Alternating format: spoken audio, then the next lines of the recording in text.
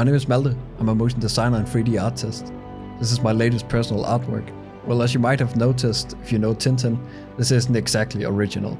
I guess you could call it fan art, remix, or mixed media even. Tintin was one of my favorite comics growing up. It creates such an atmosphere of adventure for me. So for a while I've been thinking about taking one of these iconic scenes and recreating it in 3D. A fun and challenging project, recreating a 2D image in 3D comes with challenges and choices, but I'm getting ahead of myself. Let's just get into the breakdown.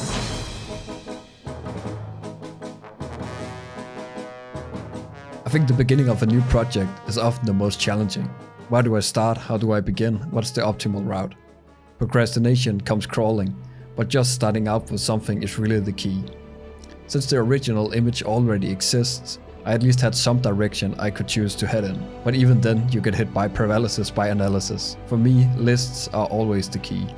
Doesn't matter if you do it on a napkin, notebook, or on your computer. But visually, seeing some of the work you have to do in text form makes it so much more manageable in my experience. So writing down what needed to get done was a big help. The easiest way to approach this, I decided, was to get some sort of composition and sense of space with the most important objects beside the characters, the car and the moon rocket. I found a model of a Jeep that was close enough, only some minor changes was needed. A really good model, considering it was free. The moon rocket was so simple that I could not justify finding a model of it. And modeling some of the things in the scene was also a good challenge for me, since I'm horrible at modeling. But in this case, the modeling wasn't that big of pain, so this will be just in my league.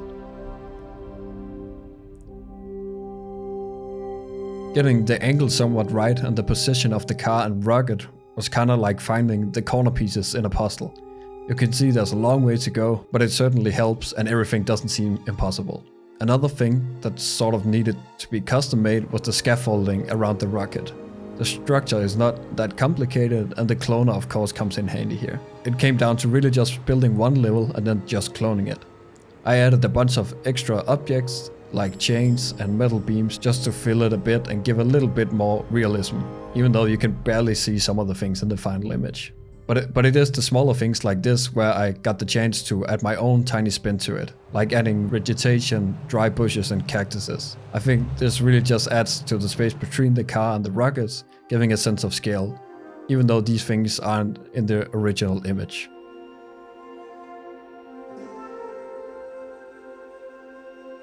Talking about scale, another important role is the mountains. I mixed between a couple of different techniques here. The mountain closest to the camera is a model from the Megascans library.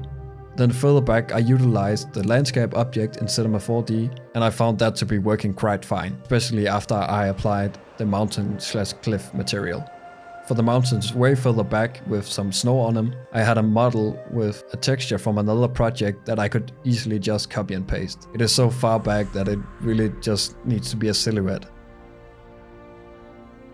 The ground plane was fairly easy to stitch together from a couple of Megascans materials, and then adding a displacer for some variation in the terrain. Megascans has a tire tracks on sand material that I could add to a plane and blend it with the rest of the scene by using a ramp in the opacity channel. A little bit of color correction was needed to match the sand colors. So, as I talked about earlier, the cars is one of the most important objects in the scene. It's almost like a character on its own. I was watching the animated version of this, and the professor really takes the car for a spin. So this will need to be reflected in the material of the car, showing the car has been on a journey with some scratches and sand on the body and wheels, reflecting the environment it is driving in. Since it's in the front of the image, there needs to be an extra level of detail on this. Another thing that was very important was to get some distance fog in the scene. It really helps the scene come together, it adds depth, a sense of scale, and just overall realism, and some sort of movement with dust and sand sort of being kicked up. For the background, here's a little trick I really like. I actually just used a couple of planes in between the mountains. I added a material with ramp and plugged it into the opacity, and a little bit of noise in the ramp, and these planes just add some more layers in the distance. But for even more fog, I used the redshift environment object and added an emission color and then increased the height, which just adds a huge level of fog in the whole scene.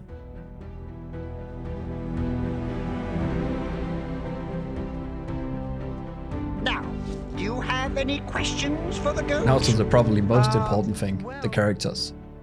I really didn't know how to approach getting them in the scene and what kind of look I was going for. So in the beginning I just cut them out of the original image and added them to planes in the scene. But I felt like they stood out a bit too much. They were kind of like a little bit too much 2D, if that makes sense. I tried a couple of simple techniques in After Effects to add some sort of texture and grading to them, but nothing really clicked. I then remembered that I have this plugin for Photoshop that can sort of do like paint filters on images. So I tried that, and that sort of gave a bit more grunge and texture, which I really liked. But still it lacked a little bit of depth to them. So with some simple Photoshop brushstrokes around some of the edges and where I thought shadows were needed, I think they turned out quite alright.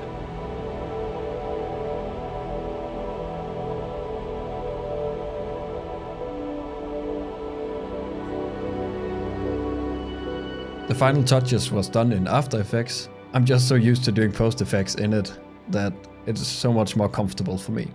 I know it might seem a bit weird since it's a still image, but hey, it's just my process. I think I find comfort in knowing there isn't a correct way of doing things, and doing this just works for me. I added a bit of color grading, of course, boosted the colors, added sharpness and contrast. I had thought about importing VDBs into the 3D scene, but I decided using some stock footage of smoke and dust elements. It was just way easier. I rendered the shot with a couple of render passes for a bit of extra control in the post process. The volume lighting pass I used mostly for the lights on the car. I just boosted the volume lighting a little bit. The volume fog emission pass was the fog in the scene. I felt like it was a bit too clean, so adding a fractal noise breaks up the fog a bit. I used the matte for the characters so I could color grade only them if I needed to. The last pass was a depth pass, which I ended up using to adding even more fog to the scene with a fractal noise once again. I think the fun thing about creating art like this is seeing the process of objects starting to come together, the scene being built slowly. It can seem so overwhelming when you are creating it. But when you focus on one thing at a time, slowly adding new things to the scene, the image is slowly coming together. There's something so satisfying about that, I think. Thank you if you made it to the end. I hope you enjoyed it.